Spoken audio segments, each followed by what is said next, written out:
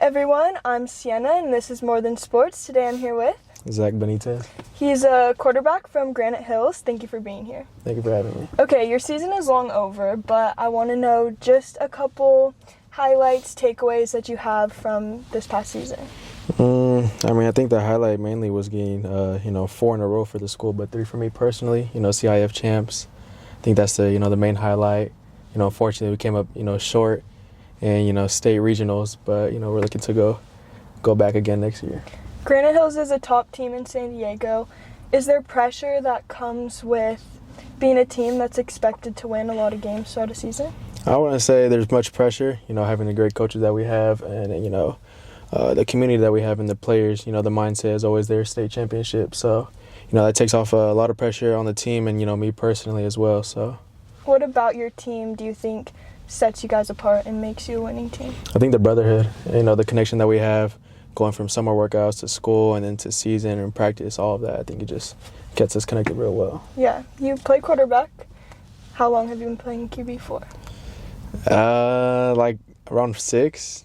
Okay. Yeah. So how'd you get into it? You just had an arm at 6 or what? Yeah, really what it was. It was a flag and we had a little, everyone was just throwing the ball, like a little trial. Everyone threw the ball and I threw the ball the best. So, they stuck with me at quarterback. I played multiple positions in flag, like tight end, DN, all those, but mainly quarterback, and then just stayed at quarterback from there. Yeah. I want to kind of dive into the mind of a quarterback. So tell me what's kind of going through your head in practice versus what's going through your head in an actual game. In practice, it's more of understanding, the scheme that you're going against, who you're playing against that week. So it's more of like when you're going through installs and then walkthroughs and all that, you got to understand why you're running that play and, where it's destined to go to, and, worst case scenario, where to go to, But then that correlates to the game and it makes the game much more slower. But that's having with great coaches as well.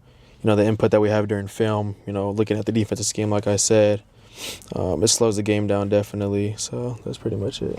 Quarterbacks are always the first one to get credit and the first one to get blamed. Do you feel responsible for if the team is succeeding or not? Yeah, 100%. Whether we're doing bad or good, I'm going to take the responsibility 100%. Even if I make a play and then, everything goes south, I'm taking the blame 100%. I don't want to play anything on my teammates. I'm the one to hold myself accountable as well as my teammates. How do you bounce back? Say you have a bad drive, bad throw. How do you kind of keep it going and you still have a rest of the game to play?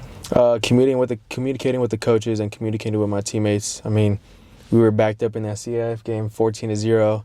And, I just kept motivating my teammates it's not over. It's only the first quarter. Keep pushing through it and all that. And, came out with the win. So I think just having that, like I said, the brotherhood and everything, having trust in one another definitely helps, getting back on track.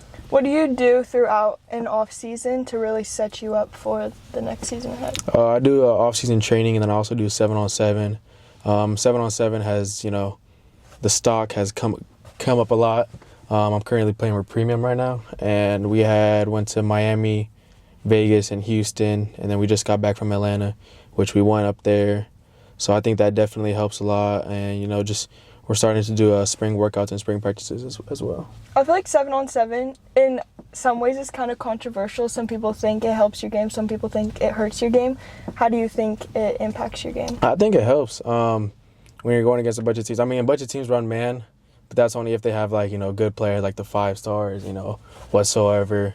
But I think, getting reps at going against multiple coverages, how they roll one safety to another, I think that definitely helps. And, some teams aren't as high level. Some teams are high level. So I think just getting reps and reps and reps, that definitely helps your game for the season. Yeah. What do you think the most underrated part is about the quarterback position? The underrated part? I think being able to know everybody's responsibility, in the play. I think that's the most underrated part because that's a lot of pressure as far as the quarterback position. Yeah, for sure. Would you agree that it's the hardest position in sports? 100%. 100%, yes. Why? Explain. Knowing everybody's responsibility, being a leader, taking blame and fault for it when everything's going bad. There's a lot that goes within it, as far as the mindset part. But yeah, I think it's definitely the hardest position. For sure. Speaking of mindset, I think it takes a specific type of person to play quarterback and lead the team in that way. What do you think are a couple qualities that you need in order to play quarterback? I think being able to hold everyone accountable, but you got to be able to hold yourself accountable for when things are bad. Obviously getting on your teammates when everything's bad, but also, talking to them, not, getting on them right away, just talking to them, getting understanding. Everybody has a different personality, so understanding that as well. And yeah, just building that connection with your teammates, honestly. When you have that connection, they have trust into you to, put them in the right position and, lead the team the right way. Yeah, who's your QB Mount Rushmore?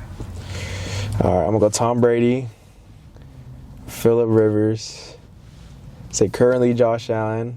Okay. And Justin Herbert. Okay. Justin Herbert, yeah. Who do you model your game after all of them, or is there a player that you kind of closely can relate your game to? I think probably Josh Allen. Okay. Josh Allen, yeah. Mobile. Junior right now, but your senior season is upon you. Obviously, every season the goal is to win a championship at the end, but as far as personally, what are you looking to improve on? Whether it's as a leader, some elements of your game specifically, what are you kind of hoping to do in this next year? I think break the passing yard record and possibly the touchdown record. Touchdown record's pretty high up, but I think right now I'm second in SD history right now. But I think getting the 4-peat, for me personally, that's definitely going to put me up as, one of the top QBs in, San Diego history. Winning that Prep Pigskin Award, that'll be good. Getting state, that's a team goal, but I take that, fully to the heart. I've came short 3 years in a row, so that's definitely in the back of my mind. I think it's more of team goals, honestly. I'm not more of selfish, more personal goals. Probably get, more scholarship offers definitely, and, definitely commit either before season or mid-season. All those goals are super attainable for the level of player that you are. How do you manage that? I think it's first, the man above, instilling faith and trust into him. Everything's going to fall in place for you. And, my parents as well, both my mom and dad have supported me since a youngin' all the way up till now. Their support is a lot to me. And then being in the right program, the coaches at Granite Hills have definitely helped me a lot. And, that's from youth and all the way up. I've had great coaches. So having that support system around me definitely helps get the pressure off of me as far as, my path and what's to come for the future. What's something that you know now going into your senior year that you didn't know as a freshman? Time goes by fast. Yeah. I think that's really it. I've got told freshman year or 8th grade going into freshman year that one day you're going to be a freshman, enjoying that year. The next day you're going to be going into your senior year. And I never really looked into that or thought about that, but now I'm about to be a senior, so time goes by fast. Yeah, you touched on offers. What excites you about getting to play at the next level? Getting the opportunity to, get a scholarship offer, not having my parents to worry about, putting money into schools and all that, and, getting the opportunity to get an education as well. And then, hopefully, everything works right, being able to play on Sunday nights, in the big leagues. Yeah. When you watch a college game, what do you think separates good QBs from great QBs? Like I said, the knowledge of the game, having a great IQ of what you're doing and why you're doing it, and then communication as far as your teammates and coaches, definitely. I think that's what separates the great quarterbacks. Yeah. Do you have a dream school? My dream school is Oregon. Okay. Yeah, Oregon. Okay, couple fun questions. What is your pregame meal? Pregame meal, Chipotle. Really? Yeah. Okay, what's the order?